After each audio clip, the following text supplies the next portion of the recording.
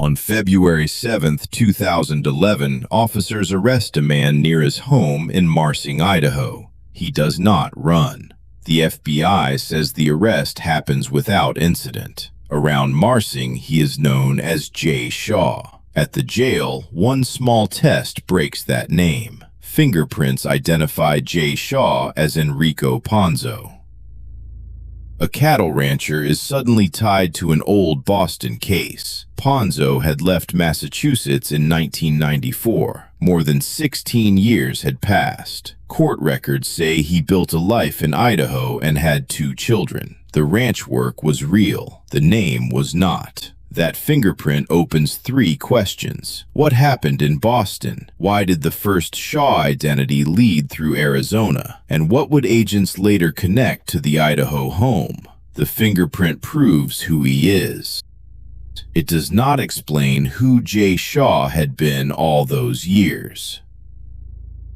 The official record gives the Idaho life a clear starting point. In March of 1999, Ponzo left Arizona with his partner. They settled in Marsing. They later had 2 children. The First Circuit says he became a cattle rancher there. That move came almost 2 years after the federal indictment. So the Idaho life did not begin before the Boston case. It began while charges tied to Ponzo's real name remained unresolved. Those details matter because the life itself was not imaginary. There was a home. There was ranch work. There was a family. The false part was the name carrying that life. From the move in 1999 to the arrest in 2011, the Marsing life lasted almost 12 years. That is long enough for a name to sound ordinary. It is not long enough to change a fingerprint. The court record does not say what Ponzo's neighbors or family knew about his past. It shows a home, ranch work, children, and a false identity lasting through those years. Those facts stand without guesses about anyone else's mind. And beneath that identity sat an unresolved federal case. On April 4, 1997, a grand jury indicted Ponzo and 14 other people. The charges came from organized crime conduct alleged in Massachusetts. At that point, an indictment was an accusation, not a conviction, but it attached the federal case to Enrico Ponzo's real name. By the time he reached Idaho, that case was already waiting behind him. The district court later noted that Ponzo was absent when co-defendants entered pleas or faced trials. Those cases moved during 1998 and 1999. His whereabouts were unknown. Then, in January of 2011, the FBI received a tip. A man calling himself Jay Shaw lived in Marsing. He looked a great deal like the Boston Fugitive. The tip did something the old indictment could not do alone. It put a present face beside the fugitive record, yet a resemblance was only a beginning. The tipster's identity remains private in the public record. What happened next is clear. Agents investigated for about a month. They came to believe it was highly likely that Shaw and Ponzo were the same man. That was still an informed judgment, not final proof. A face can resemble another face. A borrowed name can hide a record. Agents needed a firmer link. They now had a location and a likely match. But the identity question stayed open until they could test something stronger than a face. On February 7th, federal and state officers found Ponzo on his way to see a neighbor. The FBI says a United States Marshals Fugitive Task Force arrested him without incident near his home. The First Circuit says Ponzo asked to speak with his attorney. That request did not prevent the ordinary booking step that came next. There was no public chase in the official account, no last-second escape. The decisive moment came later, inside the jail, through a routine identification process. The fingerprints matched. Jay Shaw was Enrico Ponzo. A fingerprint does not explain a whole life. It does something narrower and powerful. It ties the person in Idaho to the name on old records. The alias separated places and years. It could not separate Ponzo from his own prints. In a few minutes, the rancher name lost its protection. The federal case from Massachusetts had found the man attached to it, yet the fingerprint answered only the first question. The reason he needed the name begins in Boston, more than 20 years before the arrest. The reason for the second name begins with the life Enrico Ponzo had in Boston. The First Circuit later summarized the trial evidence. Because Ponzo challenged whether the evidence was strong enough, the court reviewed that record in the government's favor. That frame matters. The account comes from evidence heard in court, stated from the government's side for that appeal. According to that summary, Ponzo's connection to the New England branch of La Cosa Nostra began in the late 1980s. It lasted into the middle of the next decade. The group had a boss, soldiers, and associates. Those titles show a chain of command. Ponzo's part becomes clear through the work the court described. The court said the network made money through drug trafficking, loan sharking, extortion, and illegal gambling. These were connected systems. Each depended on people paying, borrowing, buying, or betting inside the same criminal world. Ponzo was not described as a distant observer. The court said his membership formed the basis of a racketeering conspiracy conviction. In plain terms, the jury found that he joined an ongoing criminal enterprise. One job was called collecting envelopes. The words sound almost harmless. The court said the work used threats and intimidation to take money from bookies and drug dealers. Collection gave the organization an enforcement arm. A bookmaker or dealer could owe money. A borrower could fall behind. The court said Ponzo's role was to make payment happen through pressure. Bookies took illegal bets. Loan sharks made illegal loans. Ponzo also collected debts owed to those lenders. The envelope was not just paper. It stood for money demanded through fear. That explains why an ordinary object matters here. An envelope can hold cash. The court's example shows the force behind it. Payment followed a threat, not a normal bill. The appeals court gave one example from the trial record. Ponzo entered a restaurant and demanded payment of a $25,000 debt. The debt was owed to a loan shark.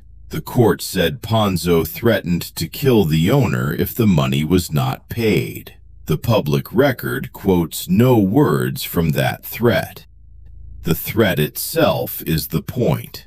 1 month later, according to that same summary, the owner sold the restaurant. Then the owner paid Ponzo the $25,000. The sequence is demand, threat, sale, payment. The owner did not simply hand over cash from a register. The business was sold before the money was paid. That is what collecting could cost. The record does not name the owner in this passage. It does show a business sold after a threat and the money changing hands. The phrase collecting envelopes now has a human result. The system turned fear into money. In this example, pressure ended with the sale of a business. Ponzo's work was not limited to debt collection. The First Circuit also summarized evidence about cocaine sales. It said he bought cocaine from a man named John Mealy. The court's account places Mealy at the supply end. It says Ponzo often traveled with Vinnie Marino to buy the cocaine. Ponzo then sold it on the street. When Ponzo and Marino later appear in the same shooting case, that connection does not come from nowhere. The court had already placed them together during cocaine purchases. These jobs made relationships matter. People tied to supply, collections, and leadership crossed paths. When the organization split, those links no longer sat inside a stable chain of command. Before that turn, the organization itself had split. Raymond Patriarca, its boss, died in 1984. The court described confusion over who would lead next. Over the next several years, Frank Salemi began trying to take control. An opposing group resisted him. Two camps now competed over the same criminal network. This was not a quarrel that appeared in one night. 5 years separated Patriarcha's death from the next violent turn. The leadership dispute had time to harden. The First Circuit called them the Salemi faction and the anti-Salemi faction. The labels were simple. The stakes were not. Leadership now placed old business ties under pressure. Which side was Ponzo on when that struggle moved beyond threats and collections? The answer does not come from a legend or a street story. It comes from testimony at Ponzo's later trial, followed by a jury verdict. The next important event in the court record did not happen during another collection. It happened at an IHOP restaurant. In 1989, Frank Salemi was shot several times at an IHOP restaurant. He survived. At the time, Salemi led one side of the fight for control. Another faction opposed him. The shooting happened inside that conflict, not apart from it. That fact alone did not identify who fired at him. The identification came through testimony years later. The First Circuit summarized that testimony while reviewing Ponzo's case. Ponzo had challenged whether the evidence was strong enough, so the appeals court described the trial record in the government's favor. Its summary reflects the evidence supporting the verdict. According to the appeals court, witnesses at the trial said Enrico Ponzo and Vinnie Marino shot at Salemi. The same Marino had appeared in the court's account of Ponzo's cocaine purchases. The link now carried two kinds of conduct. The court had put Marino and Ponzo together during cocaine buys. Trial testimony later put both men at the shooting. Testimony explains what the jury heard. A verdict tells us what the jury found. Those are different steps, and this case has both. The appeals ruling records what the witnesses said. The later sentencing release records what the jury decided. Together, they separate the identification from the final outcome. In November of 2013, the jury found Ponzo guilty of the 1989 attempted murder of Salemi. That finding came after a trial lasting many years beyond the shooting itself. The verdict did not erase the years between the shooting and the trial. It did settle legal responsibility in this case. The attempted murder was no longer only a charge or accusation. The appellate account identifies no weapon and repeats no words from the scene. Its established result is narrower. Salemi was shot several times. He survived. The jury later held Ponzo responsible for the attempt.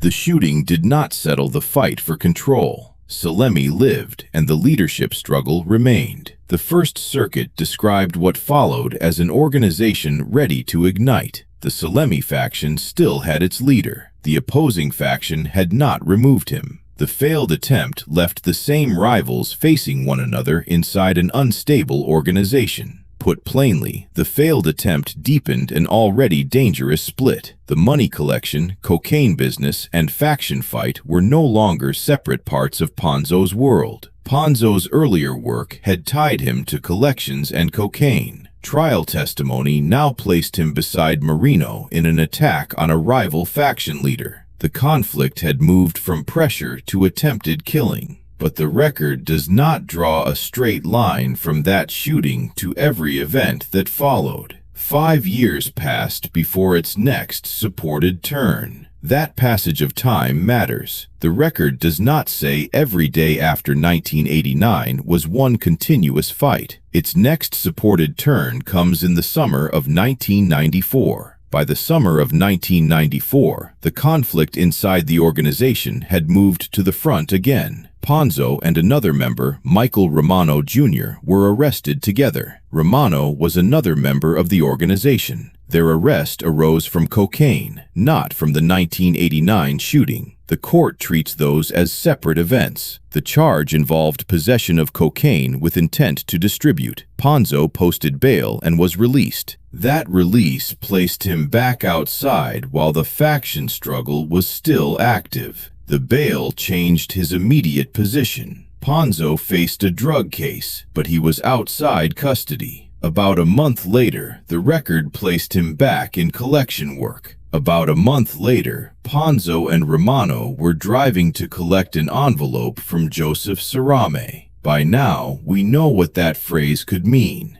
It was tied to money, debt, and intimidation. The source does not state what debt was owed or quote any words from that trip. It gives a destination and a purpose. The two men were going to collect money from Cerame. Then their car got a flat tire. It is an ordinary problem in a story filled with criminal pressure. The court record gives no sign that the tire itself was planned. It simply stopped the car during that collection trip. The flat tire separated the two men. Romano stayed with the disabled car. Ponzo walked away to use a phone. An ordinary breakdown had placed them apart just before the scene changed. That distance matters because the next arrival found Romano beside the car and Ponzo away from it. The appellate account preserved that layout in its factual sequence. What happened next would create a new question inside the faction, but the testimony would not give that question a clean answer. While Ponzo was away from the car, another car pulled up.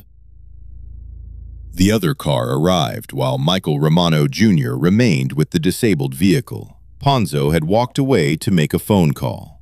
Someone inside the arriving car shot Romano. Romano was killed. The trip had started as another collection run. The appeals court says Ponzo and Romano were going to collect an envelope from Joseph Cerame.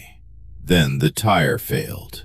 A piece of criminal business became the setting for a killing that the later trial could not fully explain. Years later, the First Circuit described what witnesses had told the jury. The court gave the evidence the government's favorable view because Ponzo had challenged it. Even under that view, one point stayed uncertain. Witnesses disagreed about who the attacker meant to hit. Ponzo said David Clark meant to kill him and killed Romano instead. That was Ponzo's account, not a settled finding. The evidence leaves the intended target unresolved. It only shows what came next. Testimony said Anthony Ciampi and Michael Romano Sr. questioned Ponzo's loyalty. Romano Sr. blamed Ponzo for his son's death. In a group already split by a fight for power, the blame placed Ponzo under new suspicion. Ciampi and Romano Sr. stood with the anti-Salem faction. Cerame stood on Saleme's side. That placed the people in this sequence across a live split. But the court did not turn those ties into proof of who ordered or carried out Romano's killing. About a month after Romano's killing, Joseph Cerame was shot and badly hurt. Cerame belonged to the Saleme side of the conflict. The court's summary says Ponzo and Sean Coate shot him. Men in Ponzo's faction believed Cerame was responsible for Romano's death, but belief is not proof. The court record does not identify Romano's killer. It also does not prove that Cerame was that person. A later jury did reach a firm result about Cerame. It found Ponzo guilty of trying to murder him. That verdict settled Ponzo's role in the Cerame shooting. It did not settle the killing beside the disabled car. That difference matters. One event ended with a conviction. The other still carries conflicting testimony about the target. Ponzo's own theory remains only his theory. No later finding in this record turns that theory into fact. At the same time, another case was closing around him. In September of 1994, Massachusetts charged Ponzo with assault with intent to murder. That charge came from an unrelated matter. It was not the Cerame case, and it was not the Romano killing. The order of events matters. The September charge was separate. The November warrant came after Ponzo missed court on the cocaine case. Several dangers had gathered around him, but the court record keeps each matter on its own line. Then came November. Ponzo was due in state court on the cocaine charges from that summer. He did not appear. The court issued a warrant for his arrest. Now the danger was no longer only inside the divided crime group. A court was looking for him too. Earlier that summer, Ponzo had posted bail after the cocaine arrest. Missing court changed the legal picture. He was now a wanted defendant. The warrant followed him beyond the crime group's internal fight and gave his move west a second clear purpose: avoiding arrest. The First Circuit says Ponzo hid at the home of his drug supplier, John Mealy. While hiding, he asked Mealy to place him in a marijuana business in Arizona. The request shows that flight did not begin as a clean break from crime. Mealy was not a stranger found after the warrant. The appeals court had already tied him to Ponzo's cocaine purchases. That same link now gave Ponzo a hiding place and an opening into a different drug trade. Mealy helped Ponzo move west. He also brought him into an operation that packed marijuana in Arizona and shipped it to Massachusetts. Ponzo had changed states, but had he really changed his work? The move carried two threads west at the same time. Ponzo was getting farther from the court that wanted him. He was also moving toward another criminal route. Neither thread led straight to a quiet ranch. The answer was already moving through that shipping route. Arizona was not an empty space between Boston and Idaho. It became the first stage of another life, tied to another criminal business. Ponzo left Boston with a warrant behind him. He reached Arizona with a new operation ahead. Soon, he would take a new name. The escape had not ended the story. It had widened the map. Arizona answered the last question quickly. Ponzo had not left criminal work behind. According to the trial evidence later summarized by the First Circuit, John Mealy taught him how to pack marijuana for shipment. Mealy also brought him into a wider group. The operation bought marijuana in Arizona, prepared it there, and sent it across the country to Massachusetts. The route pointed back toward the state Ponzo had just fled. The court says the conspiracy bought and shipped between 1,000 and 1,500 pounds each year. That was the group's volume. It was not a finding that Ponzo personally handled every pound. The work and the false identity now moved together. The court places both in the same Arizona period, from the flight out of Massachusetts until the move to Idaho. The business gave Ponzo a role. The alias gave that role another name. Arizona also brought a new identity. The court says Ponzo began calling himself Jeffrey Shaw. This is the first Shaw name in the official timeline. The name J. Shaw would appear later in Idaho. A new name could hide a person from a stranger. It could not erase a federal case. On April 4, 1997, a federal grand jury indicted Ponzo and 14 other people. The charges came from organized crime activity in Massachusetts. An indictment is an accusation, not a finding of guilt. Still, it placed Ponzo's real name in a federal case while Jeffrey Shaw remained in Arizona. One identity was now written in court papers. The other was living far outside Massachusetts. The date sharpened the split. By April of 1997, Enrico Ponzo was one of 15 people named in the federal case. Yet the man living in Arizona was using Jeffrey Shaw. A court filing had fixed one name while daily life continued under the other.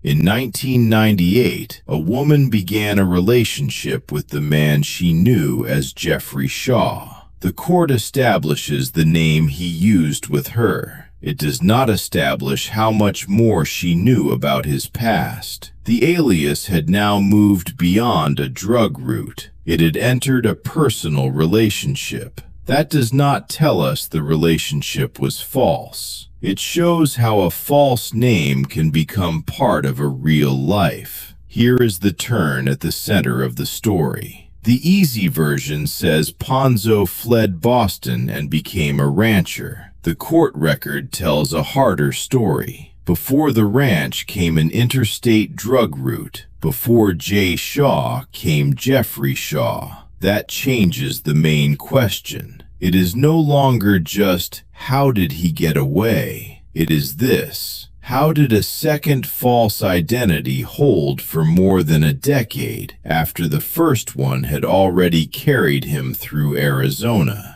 The Arizona years also became part of a later verdict. A jury eventually convicted Ponzo of joining a marijuana conspiracy involving at least 1,000 kilograms. The false name did not keep that period outside the case forever. That verdict came much later. At the time, the immediate change was geographic and personal. The Arizona operation had carried the first alias for years. The next move would place a Shaw name inside a home, not only around shipments. But before any verdict, the map changed again. In March of 1999, Ponzo left Arizona with his partner. They settled in Marsing, Idaho. The First Circuit says they later had 2 children there. The court also says Ponzo became a cattle rancher. That part of the life was real enough to appear in the official record. A false name does not make every daily act imaginary. It does not tell us what a partner or child understood. That line matters. The evidence supports a hidden identity. It does not support a claim that every relationship was staged. It supports a man living a real stretch of life under a name that was not his. In Arizona, the court calls him Jeffrey Shaw. By the time agents found him in Idaho, he was known as Jay Shaw. The exact change between those names remains unexplained in the court record. What is clear is the sequence. Jeffrey Shaw appears with the Arizona business. Jay Shaw appears after years in Marsing. The shared last name linked the 2 identities, while the first name changed with the setting. What the timeline does show is time. The federal case stayed attached to Enrico Ponzo. The home, family, and ranch belonged to the life of Jay Shaw. How long could those 2 names remain apart? Arizona gave him the first Shaw identity. Idaho gave the next one a home, a family, and years to become familiar. This brings us back to the opening scene. After a tip and about a month of checks, officers arrested the man called Jay Shaw without incident. At the jail, fingerprints confirmed he was Enrico Ponzo. One physical match folded the whole route together. Ponzo in Boston, Jeffrey Shaw in Arizona, and Jay Shaw in Idaho.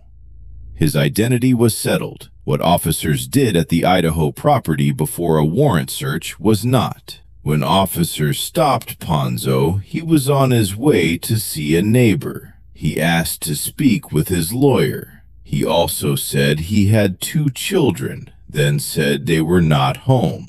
Agents were still concerned the children might be inside without an adult. His statement had not fully settled that question for them. They decided to go to the house and check whether anyone was there. At the front door, they knocked. No one answered, but the house was not silent. The agents could hear either a radio or a television playing somewhere inside. The sound did not tell them who, if anyone, was there. To look for an answer, the agents peered through a window. They saw what appeared to be a rifle. They also saw a security camera. The object that looked like a rifle was later found to be an air rifle. That later fact did not change what the agents thought they were seeing through the glass at the time.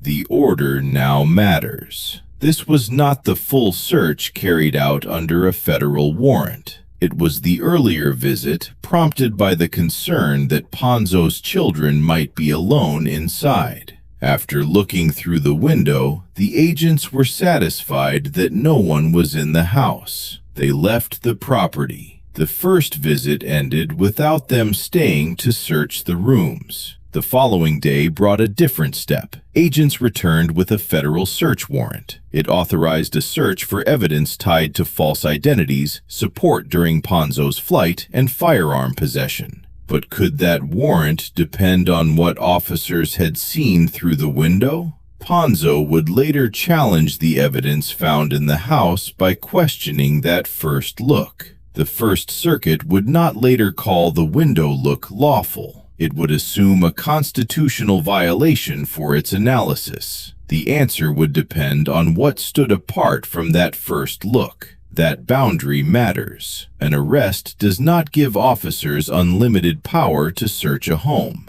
A warrant has to rest on its own lawful support, not simply on what officers hope they might find inside.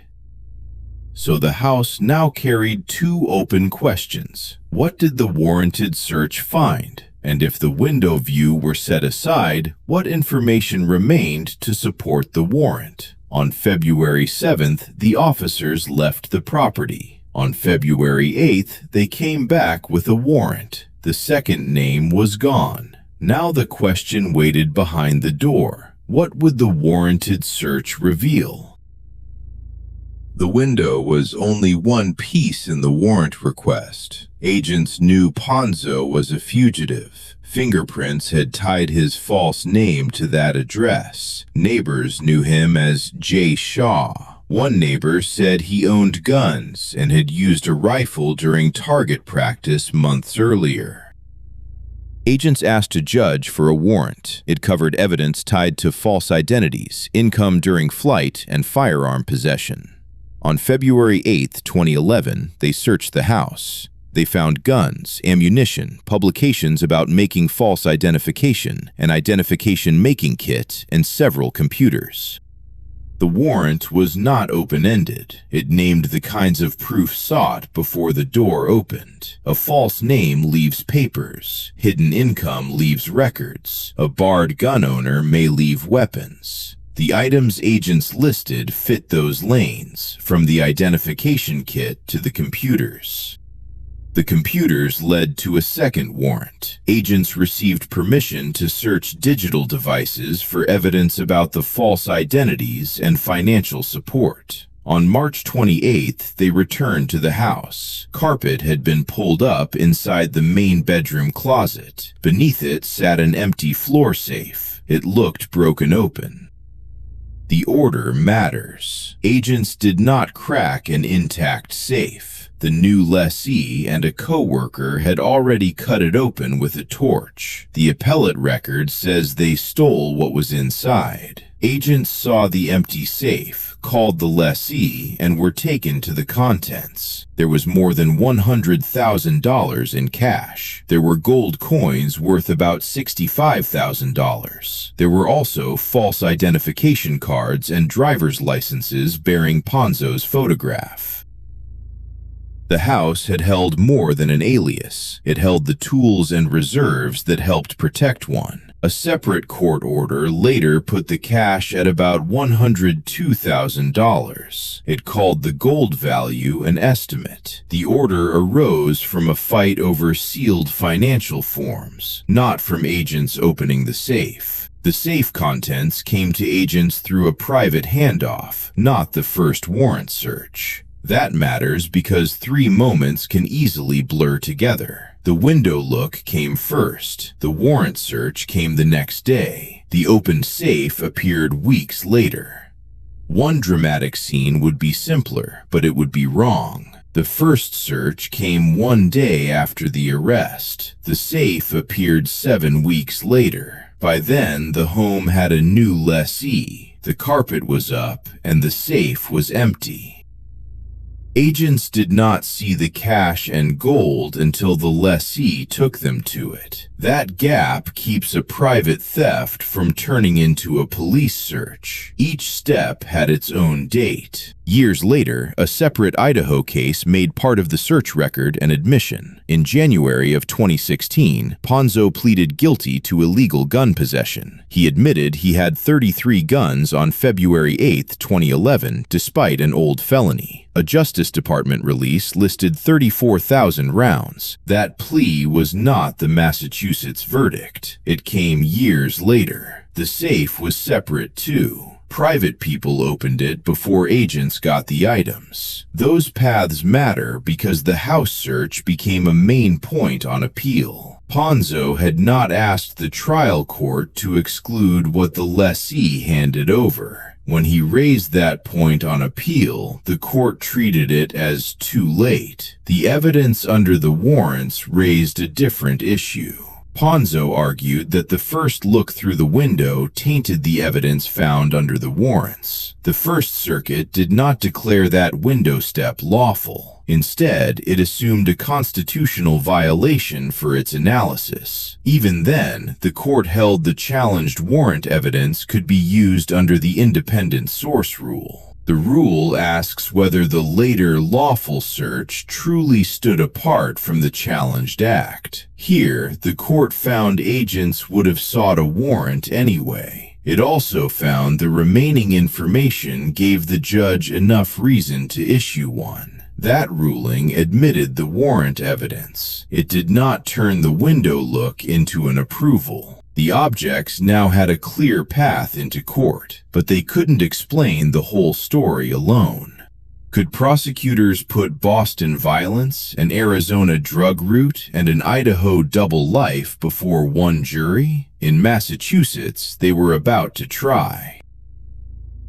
Idaho's evidence showed what stood behind the second name. It could not settle the old Boston case on its own. The government still had to link acts from 3 states in one trial, and a charge had to stay a claim until proof turned it into a verdict. In January of 2013, a grand jury in Massachusetts filed an 18-count superseding indictment. Put simply, it was an updated set of charges. It accused Ponzo of acts in Massachusetts and after his flight. The list covered racketeering, murder conspiracy, drugs, debt collection by threat, unlawful flight, money laundering, witness tampering, guns, and forfeiture. Each count was still a claim, not proof. The trial began in October of 2013. It lasted 26 trial days. Witnesses and records moved from the fight in Boston through the Arizona drug route and into the years Ponzo spent under another name. The span gave both sides a hard task. The Massachusetts counts grew from a mob fight years before the arrest. The Arizona counts dealt with marijuana and money moved after Ponzo fled. The government tried them together. The defense said that mix of place and conduct could tilt the jury. Before the jury began deciding, the government dismissed 3 of the 18 counts. That left 15. On November 20th, the jury returned a mixed verdict. It convicted Ponzo on 12 counts and acquitted him on 3. The difference is important. The jury did not accept every charge placed before it. The First Circuit later used the acquittals when it reviewed the joint trial. Jurors had been told to weigh each count alone. 3 not guilty findings showed they could split the proof. That hurt Ponzo's claim that one trial for Massachusetts and Arizona had bent the result. The court did not say the 2 sets of acts were the same. It assumed for review that joining them may have been wrong. Still, it found no real harm. The judge had told jurors to keep each count apart, and the split result showed they did. It was not one yes or no vote. Each count stood alone, and 3 failed. What did the guilty findings establish? They included racketeering conspiracy and the attempted murder of Frank Salemi in 1989. They also included the attempted murder of Joseph Cerami in 1994, a murder conspiracy tied to racketeering, and a related firearm count. Those findings kept the language exact. The jury found attempted murders, not completed murders, in the Salemi and Cerami cases. It found a murder conspiracy as a separate offense, and the firearm finding was tied to that conspiracy. Each label described a different thing the government had to prove. The verdict reached the money and drug cases too. It included cocaine and marijuana conspiracies, extortionate debt collection offenses, and unlawful flight. It also included money laundering and attempted witness tampering. These were now verdicts, not the broad claims printed in the indictment. In plain terms, the verdict reached the acts used to gain money, the deals used to move it, and the flight used to avoid court. It also reached the effort to sway a witness. The parts now formed one legal result. That still did not end the fight in the trial court. Ponzo asked for an acquittal or a new trial and filed other challenges. On April 3, 2014, the district judge denied those motions.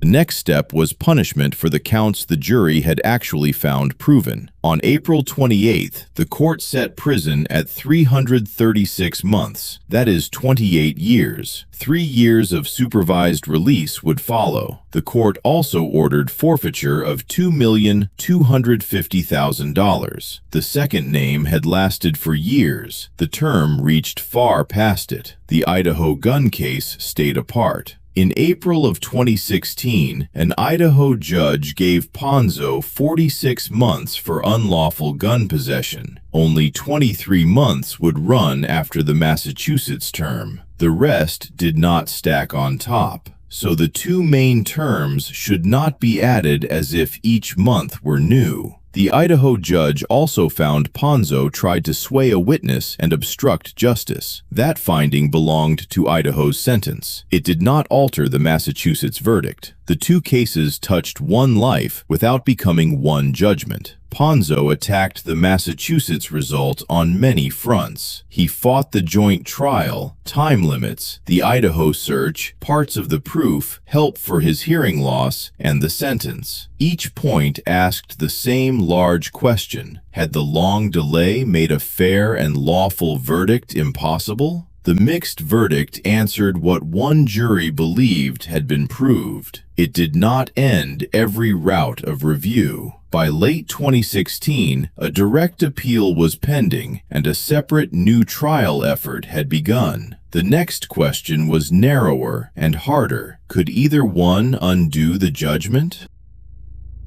By late 2016, the verdict faced two paths of review at once. The direct appeal attacked the trial and sentence. A separate motion asked for a new trial based on material Ponzo called newly discovered. He also asked for a hearing where that material could be tested. One claim centered on a Federal Bureau of Investigation report. Ponzo argued it pointed to a film of the Idaho property. He said the film would show closed curtains and weaken the account of officers seeing a rifle through the window.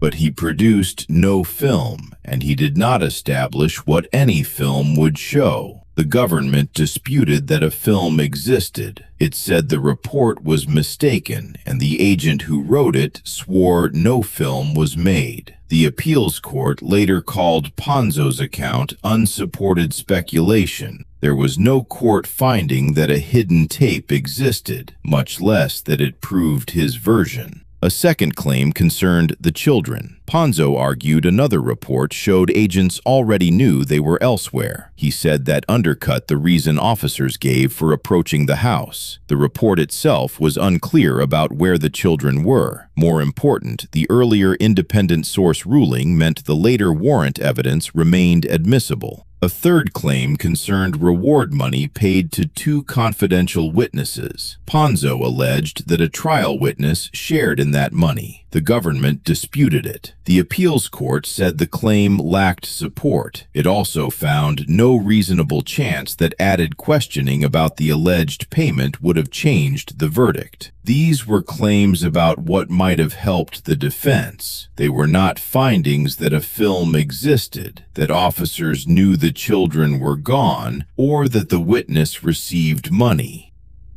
The difference is the heart of the final ruling. An allegation can raise a question. Evidence still has to carry it. While that new trial effort moved forward, the direct appeal reached its answer. On April 7, 2017, the First Circuit affirmed the convictions and sentence. It rejected the issues presented. A separate appeal from a restraining order was dismissed as late. The main judgment stood. The search ruling was careful. The court did not approve the first look through the window. It assumed for analysis that the look violated the Constitution. Even so, agents had information from sources apart from that look. The court found they would have sought the warrant, and enough other facts supported it. Later in 2017, the district court denied the new trial motion and the requested hearing. It also ordered a gold ring forfeited toward the earlier money judgment. Then, on February 20, 2018, the Supreme Court denied review. That meant it declined to hear the case. It was not another verdict on the facts. Ponzo argued that an earlier civil case in Idaho blocked the gold ring order. The First Circuit disagreed. The Idaho case had ended without prejudice, so it did not bar the later order. The Supreme Court's choice was narrow too. It did not hear witnesses or test the old proof again. It chose not to take the case. That left the lower judgment in place while the new trial and ring appeals still moved toward their own answer. On January 9, 2019, the First Circuit closed the remaining appeals in this record. It upheld the denial of a new trial and hearing. It also upheld the gold ring order.